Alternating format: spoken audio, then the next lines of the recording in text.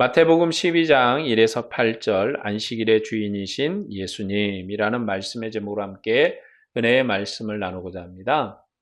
우리가 성경을 읽거나 또 성경을 해석하거나 나눌 때 항상 주의해야 될 건 뭐냐면 성경은 문맥의 지배를 받는다라는 것을 잃어버리면 안 돼요. 그러니까 우리가 어떤 단어나 내용을 그러니까 국어 사전이나 영어 사전을 주저러 갖다가 성경을 해석하면 어려움이 있는 게 그런 뜻입니다. 하나님이 우리를 사랑하신다는 그 사랑의 단어나 그런 내용을 봐도 마찬가지인 게 구약에도 하나님은 사랑이다라는 단어가 나오고 신약에도 하나님은 사랑이다라고 가르쳐요. 그러면 구약의 사랑과 신약의 사랑이 같은 것인가? 단어는 의미적으로 같을 수가 있겠잖아요. 사랑한다, 사랑한다. 그러나 구약에서의 사랑은 율법 아래서의 사랑이잖아요. 그리고 신약의 사랑은 복음 안에서의 사랑입니다. 율법의 사랑이라는 것은 거리와 관계를 두고 만나는 사랑이에요. 그리고 이제 신약의 사랑은 거리와 간격이 없이 온전한 얼굴을 마주보는 그러한 사랑이에요. 그리고 이 신약은 구약을 재해석합니다. 이 신약 성경은요, 구약을 그대로 인용하는 법이 없어요. 마태복음은 구약 성경을 가장 많이 인용하는 성경 중에 하나거든요. 왜 그러냐면 유대인들에게 쓰였기 때문에 유대인들에게는 구약 성경이 아주 친숙을 해요. 율법의 내용이 아주 친숙하거든요. 그러니까 그 내용을 하나씩 반박하고 또 새롭게 해석을 해서 가르치는 내용이 마태복음이어서 마태복음에는 구약 성경을 많이 갖다가 인용을 하는데 그냥 그것을 인용해서 예수님이 구약에 예언되고 구약에 설명된 분이라고 말하는 것이 아니라 그 예수님이 바로 구약을 새롭게 해석하시는 하나님이시다. 그래서 구약을 새롭게 해석을 해요. 새로운 관점으로 새롭게 정리하십니다. 그래서 사도들도 예수님을 말씀을 가르치시면서 예수님이 직접 성경을 쓴 게 아니라 이제 사도들이 쓰시잖아요. 사도들이 쓰면서 구약 성경을 새롭게 해석을 해서 가르칩니다. 이제 우리는 그 사도의 해석을 따르는 거예요. 그러니까 우리가 성경을 이해하고 따른다 그러면 명확한 원리는 사도의 해석을 따라간다. 그러니까 사도가 구약을 어떻게 해석했는가. 그것은 오늘 이 본문의 사도 마태뿐만 아니라 사도 바울도 이 마태의 방식을 그대로 따라가요. 그러니까 구약 성경을 이야기하는데 구약 성경을 그대로 말하지 않고 어떨 때는 바꿔요. 단어도 바꾸고 뜻도 바꾸고 의미도 바꿉니다. 그게 사도의 해석이에요. 몰라서 그러는 게 아니라 구약 원문의 내용을 몰라서 그런 것이 아니라 예수 그리스도 안에서 구약을 새롭게 해석을 하는 거예요. 자, 오늘 안식일의 주인이신 예수님께서도 이 문제에 대해서 이제 구약을 어떻게 우리에게 접근하고 있는가? 이것은 예수님의 가르치시면서 동시에 사도 마태의 해석의 접근 방식이에요. 바리새인들은 분명히 이 사건을 두고 범죄했다고 지적을 했거든요. 죄를 지었다, 잘못되었다라고 지적을 했어요. 그런데 예수님께서는 그 문제에 대해서 바리새인과는 다른 시각을 가져옵니다. 다른 얘기를 해요. 범죄가 아니다라고 변호하는 거죠. 그래서 오늘은 안식일에 제자들이 이삭을 잘라 먹은 일로 바리새인에게 천국을 증거한 그러한 내용이에요. 예수님께서 제자들에게 안식일에 밀 이삭을 잘라 먹도록 하신 기사는 이 마가복음과 누가복음에도 있어요. 마가복음과 누가복음은 사건의 배열과 내용이 거의 비슷해요. 마가복음과 누가복음은 이 사건을 예수님의 전도 사역에다가 배열을 해요. 전도하고 있는 사역 중에 일어났다. 그리고 예수님께서 종말에 자기 백성을 방문하신 이스라엘의 하나님이심을 증거하는 것이 목적으로 되어 있어요. 예수님께서는 세리 마태를 부르시고 죄인들과 함께 잡수셨거든요. 예수님께서는 금식하지 않고 즐거운 가운데 먹게 하시는 종말의 신랑이다라고 마가나 누가는 증거를 해요. 그러니까 예수님 어떤 분인가? 종말에 우리에게 임한 신랑이세요. 그래서 신랑이 잔치집에 있는 동안은 같이 식사를 하는 거죠. 금식 기간이라 할지라도, 율법의 금식 기간이라 할지라도 신랑이 오셨으니까 그 율법의 금식 기간을 따르지 않고 복음의 은혜, 예수님이 오신 그 은혜를 따라서 금식하지 않고 식사를 해요. 이 예수님은 새로운 안식을 주시는 분이심을 증거합니다. 새로운 안식이에요. 이전 안식이 아니라 새로운 안식인데, 그럼 이 새 안식은 뭡니까? 이전 안식을 확대하고 완성한 안식이에요. 그러니까 완전히 없었던 걸 주는 게 아니라 확대를 해요. 어떻게 확대가 됩니까? 이전에는 일주일에 7일 중에 하루를 안식으로 섬겼잖아요. 그런데 이제는 그런 안식이 아니야. 우리는 이미 온전한 안식으로 들어오는 거예요. 일주일에 7일이 다 안식일이에요. 우리 일주일에 다 7일이 안식일이라고요. 그러니까 우리가 이제 안식일 아닌 날이 없는 거예요. 그게 새로운 안식이에요. 그래서 이 마태나 마가복음은 예수님께서 12제자를 택하시고 파송하신 사건에서 이 일이 일어났다라고 말합니다. 그러나 마태복음은 이 사건의 배열과 내용에 있어서 마가복음과 누가복음과는 매우 다른 얘기를 하고 있어요. 마태복음은 예수님께서 12제자를 파송 hun화를 마치시고 제자와 함께 전도하라고 떠나신 후에 그 심판을 이제 배열을 합니다. 그 다음에 그리고 천국왕을 거절한 자들을 심판하였음을 강조하는 이야기를 해요.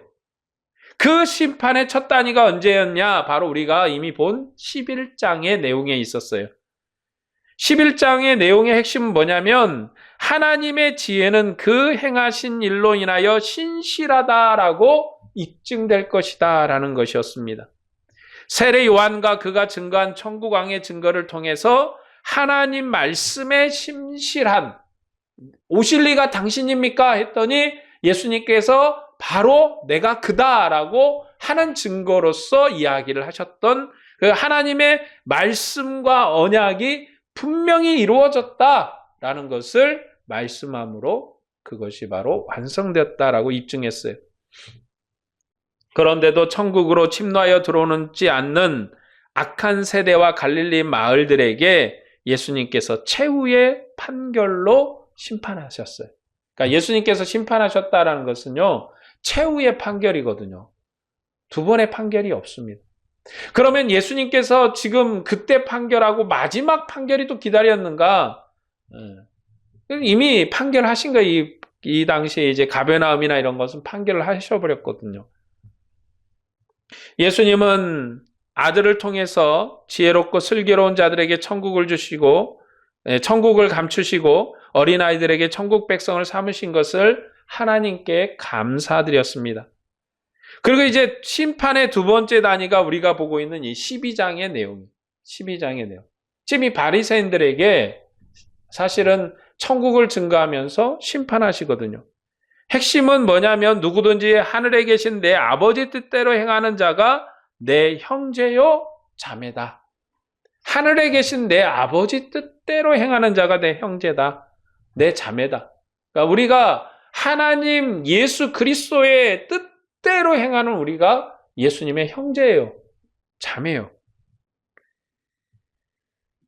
이 두 번째 이야기에서 안식일 표적이 나오고 강하게 비방하는 바리새인들에게 대응해서 일하시는 모습이 나옵니다.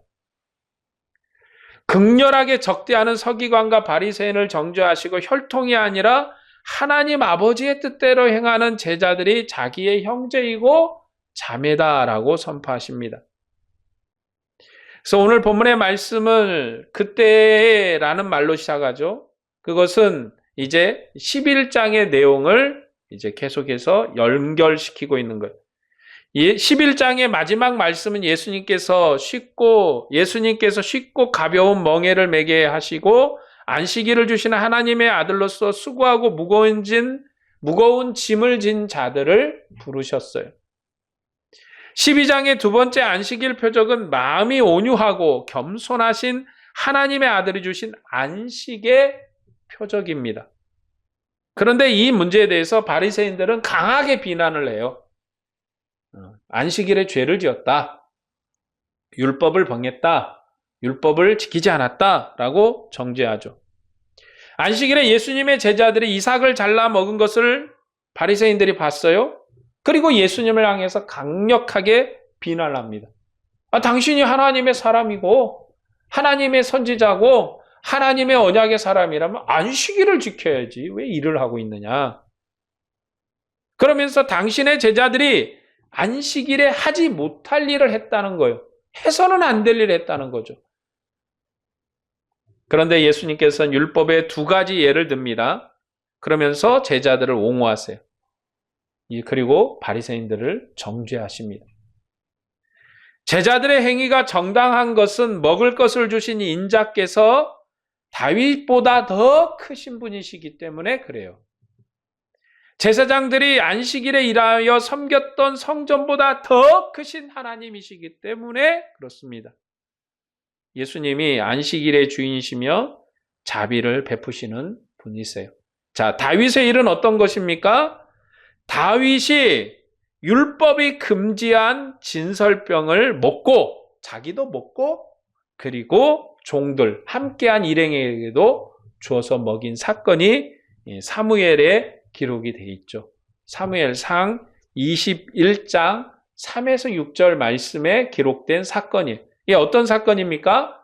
이 사울이 다윗을 죽이려고 하는데 이제 요나단이 도와줘요. 우리 아버지가 그럴 일이 없다.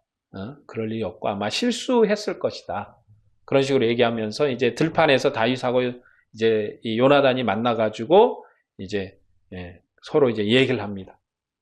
그러면서 이제 아니다, 다윗은 네 아버지가 나를 반드시 죽일 것이다. 그러니까 요나단은 아닐 것이다. 그러면서 이제 요나단이 이제 아버지하고 이제 가서 얘기를 해서 다윗을 불러서 같이 이제 식사 자리에 초대하겠다라는 얘기를 하죠. 그런 얘기를 하면서 이제 이런 과정 속에서 다윗이 이제 결국은 이제 요나단이 아버지가 반드시 이 다윗을 죽이려는 결심을 했던 걸 알고 이제 몰래 도망가게 도와주고 이런 사건들이 벌어지는 과정 속에 이 사건이 있었습니다. 그러니까 사울왕의 대제사장 아히멜렉이 시장한 다윗에게 진설병을 내주었어요. 이 진설병이 뭡니까? 이 하나님 앞에 드리는 12덩어리의 떡을 얘기하는 거예요. 떡덩어리. 그러니까 이스라엘 백성이 대제사장이 이제 제사장들이 하나님의 성전에다가 12덩어리의 떡을 내고 그리고 그 다음 날이 되면 교체를 해요. 새 것을 올리고 또 이제 옛 것은 가져오 나오는데 요것은 누구만 먹습니까? 제사장만 먹어야 돼요. 이거는 뭐냐면 하나님과 자기 백성이 한 식탁에서 식사하는 자리예요. 하나님의 것을 먹고 마심으로 하나님의 식탁의 자리에 있다라는 것을 나타내는 사건이거든요. 그런데 이것은 누가만 참여할 수 있느냐? 이스라엘의 선택된, 이스라엘의 머리가 되고 대표가 되는 제사장만 할 수 있는 거예요.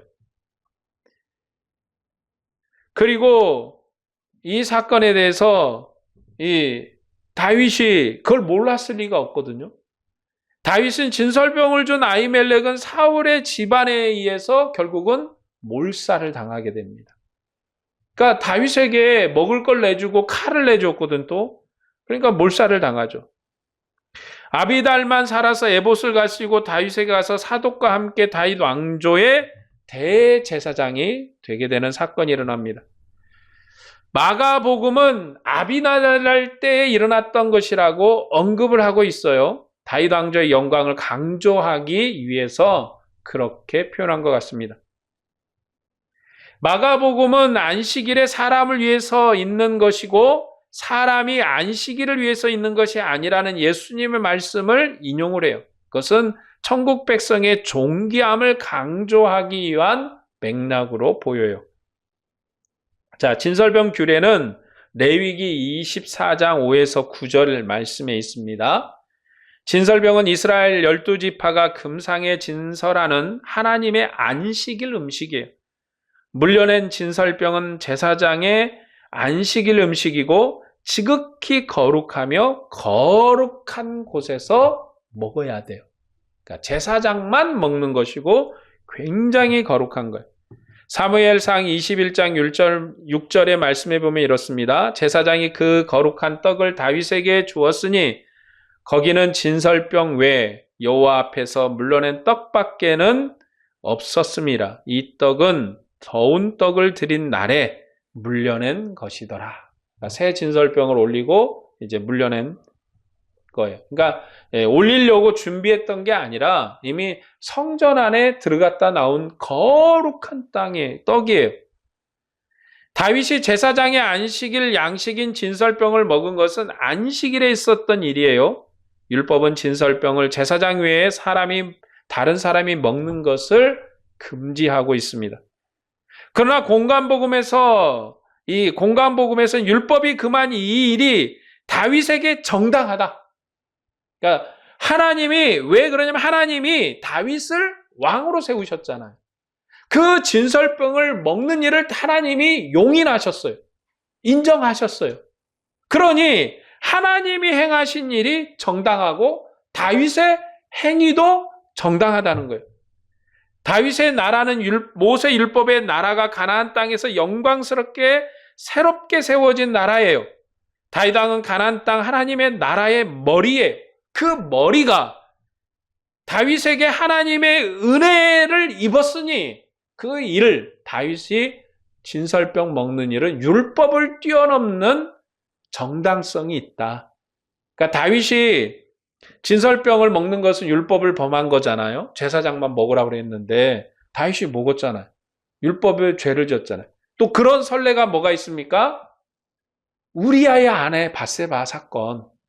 여러분, 우리아 아내 여러분 결혼해서 이미 남편이 있는 여자예요.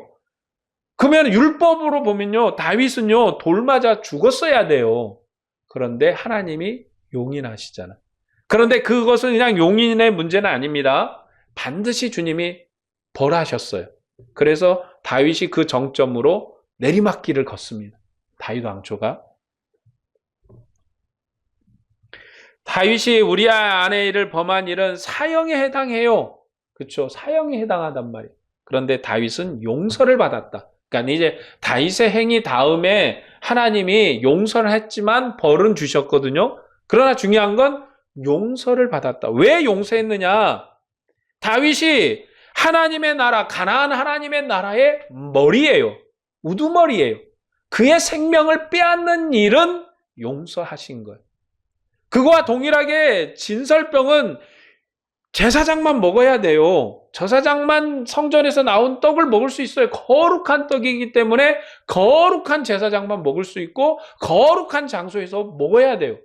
그런데 진설병을 다윗이 먹었거든요. 그러면 제사장의 권한을 하나님의 법을 어겼으니 다윗은 죽어야 되잖아요. 혼자만 먹었어요? 자기 함께한 사람도 나눠서 먹었잖아요. 다 죽어야 되겠죠? 그런데 하나님이 그들에게 생명을 보존할 뿐만 아니라 다윗을 흥왕하게 하셨거든요. 다윗을 더욱더 높여 쓰셨어요. 왕이 되게 하셨거든요. 그것은 뭐냐면 하나님이 이미 다윗을 이스라엘의 우두머리로 다윗을 영광스러운 왕으로 인정을 하셨기 때문에 그 일에 용서와 자비와 사랑과 관용을 베푸신 거예요. 로마서는 이 사건을 아브라함에게서 시작하여 다윗에게 완성된 하나님의 나라가 율법의 나라가 아니라 은혜의 나라임을 입증하는 사건이다. 이 두 사건 얘기하는 거예요. 진설병을 먹은 사건이나 이 우리아의 아내 밧세바의 사건이나 이 두 가지를 볼 때 사도 바울이 해석할 때는 아브라함에서 시작한 이 나라가 완성이 된 게 언제냐? 다윗 때예요. 여러분, 다윗은 이스라엘 나라를 완성한 인물이에요. 그렇기 때문에 이제 이 완성된 나라, 그러니까 이전의 나라가 아니라 다윗에게 완성된 나라는 어떤 나라느냐? 율법의 나라가 아니라 은혜의 나라이다. 은혜의 나라이다. 그래서 다윗이 어디로 가든지 승리를 하고 다윗이 어디로 가든지 역사하는 대로 은혜가 있어요. 그리고 그 위에 그 찬란한 은혜의 역사의 완성은 뭐냐? 솔로몬이 성전을 지은 거예요. 여러분, 창조 이후로 땅에다가 하나님의 집을 지은 사건이 솔로몬 성전의 사건이거든요. 그것은 에덴 동산 이후에 최초로 벌어진 사건이에요. 그러니까 이것이 바로 완성인 거죠. 그래서 사도 바울께서는 그래서 하나님의 나라, 율법의 나라가 아닌 이 다윗의 나라는 어떤 나라이냐? 은혜의 나라라고 이렇게 해석을 한 거예요. 다윗이 하나님의 상에서 물러낸 제사장의 음식을 자기도 먹고 종들에게도 준 것이 다윗의 나라다. 그 다윗의 나라다. 그런 거예요. 이제 이전의 나라와 다른 하나님의 완성된 나라예요. 그러니까 여러분, 아브라함에 시작한 하나님의 나라, 모세로 말미암아 은혜로 진입한 나라, 그 모세의 나라는 율법의 나라였다고. 그 율법의 나라, 모세의 나라가 다윗에게서 완성돼서 은혜의 나라, 새로운 나라로 진입을 했다. 역사적 완성, 역사적 성장이 이루어졌다라고 사도 바울께서 해석하신 거예요. 다윗의 나라를 종말에 완성하신 다윗보다 더 크신 인자는 안식일의 들판의 곡식을 시장한 제자들에게 주셔서 먹게 하신 온유하신 하나님의 나라예요. 자, 다윗의 나라도 은혜의 나라였는데 그보다도 더 크고 더 영광스럽고 더 은혜로우신 예수님이 오셔서 자기 제자들에게 먹을 것을 주셨다. 그러니 어찌 그것을 문제 있다고 책잡을 수 있는가라고 이 마태가 우리에게 증거합니다. 율법은 안식일에 수확한 것을 금했지만 다윗의 땅의 회복자이신 온유하신 하나님의 아들은 제자들에게 들판의 곡식을 주신 거예요. 새로운 나라가 온 거죠. 새로운 시대가 열린 거예요. 마태복음 안식일에 성소에서 제사장이 일함을 또 강조합니다. 이 마태복음만 안식일에 제사장이 성전에서 일하는 율법을 인용함으로써 예수님께서 성전보다 더 크신 하나님의 아들이심을 증거해요. 자, 그건 뭐냐? 이전에 성전은, 이스라엘이 아는 성전은 예루살렘의 이게 조그마한 성전이었잖아요. 자, 이 성전 안에서 예배가 이루어지잖아. 그렇죠? 그러면 예배를 하려면 누가 일을 해야 돼요? 제사장들이 일을 해야죠. 제사장들이 일을 해야 돼. 그럼 제사장이 율법이 따라서 안식일에 아무것도 안 하는 거야. 그리고 제사장도 놀아버리고 아무것도 안 하면 그 안에서 양은 누가 잡을 거예요? 소는 누가 잡을 거예요? 아무도 일할 사람이 없잖아요. 제사장은 안식일에 성전에서 일하는 게 허락이 돼 있어요. 근데 예수님은 뭐라 하냐면 내가 가져온 성전은 이 조그마한 성전이 아니라 내가 성전이고 온 세계가 다 성전이라는 거예요. 성전을 이 조그마한 나라의 이 공간에서 전 세계로 확대시켜 버렸어요. 그러니까 이 안에 있는 모든 사람은 거룩한 제사장이야. 그렇죠? 거룩한 백성이야. 여러분이 거룩한 제사장이고 거룩한 백성이야. 그러니까 안식에 있는 자들, 안식 안에 있는 자들은 거룩함이 있어요. 거룩을 위해서 일을 해야 돼. 자비를 베풀고 사랑을 베풀고 인애와 긍휼을 베푸는 일을 끊임없이 해야 돼요. 하나님을 예배하는 일을 끊임없이 해야 돼요. 그러니까 예수님께서 하시는 말씀은 뭐냐면 이제 성전보다 더 크신 분이 오셨다는 거야. 성전보다 내가 더 크다. 그거는 내 안에 있는 모든 자들이 새로운 안식에, 새로운 성전 안에 있는 거예요. 안식일은 제사장이 성소에서 일하는 날이에요. 사실 제사장은요, 일주일 내내 놀다가 안식일 날 일하는 사람들이잖아요. 제사장은 백성의 대표로서 하나님을 섬기는 자들이에요. 제자들이 성전보다 더 크신 하나님의 아들을 섬기며 그가 주신 양식을 먹는 것은 바로 율법이 완성된 사건이다. 바로 온 세상이 에덴이 된 사건이. 이게 바로 리턴 에덴이에요. 창조 그 시대로 돌아가는 역사예요. 하나님의 얼굴을 편안히 대면하고, 여러분, 저도 옛날에 이 영생이라는 걸 생각할 때 참 신기하다 그런 생각을 했거든요. 어떻게 사람이 근데 가만 보니까 원래 있었던 거야. 창세기에 에덴 동산에 아담이 범죄해서 사망이 들어오기 이전에 이미 영생이 있었어요. 예수님께서 이제 오셔서 하는 말씀이 뭐냐면 내게 생명이 있다. 특별히 이제 요한복음에 그런 내용들이 많이 강조가 되잖아요. 내게 생명이 있다. 나를 믿는 자는 죽어도 살고 무릇 살아서 믿는 자는 영원히 살 것이다. 그게 바로 에덴의 회복이에요. 두 번째 아담의 사역이에요. 그런 것처럼 예수님께서 이제 오셔서 모든 백성이, 모든 주의 자녀들이 하나님의 나라 천국의 안식에 사는 시대를 여신 거예요. 정말 천국 왕은 자기 백성과 함께 하시는 하나님이시고 하나님의 백성에게 나감과 생명과 온전한 안식을 주시는 온유하신 왕이세요. 본문 7절의 말씀을 보길까요? 나는 자비를 원하고 제사를 원하지 아니하노라 하신 뜻을 너희가 알았더라면 무죄한 자를 정죄하지 아니하였으리라. 이 말씀은 호세아 6장 1절을 추각해서 말씀하신 것인데 그 내용을 보면 이렇습니다. 나는 인애를 원하고 제사를 원하지 아니하며 번제보다 하나님을 아는 것을 원하노라. 호세아서에서 제사를 지내면서도 포악을 하는 외식하는 이스라엘을 심판하고 회개를 권고한 말씀이에요. 포로에게 구원된 종말의 천국은 제사가 아니라 사랑의 법으로 율법이 온전하게 되는 나라예요. 그러니까 결국은 뭐냐면 예수님이 이루신 나라가 호세아가 예언한 나라. 인내를 원하고 제사를 원하지 않는다. 율법이 폐해진 나라예요. 그렇죠? 율법이 폐해진 나라. 그러니까 율법이 작동이 멈추고 사랑이 작동한, 인애가 뭡니까? 사랑이에요. 나를 사랑하라. 나를 사랑하라. 그게 어쩌면 성경의 전체 흐름 아닙니까? 구약도 사실 하나님을 사랑하고 기억하라는 거거든요.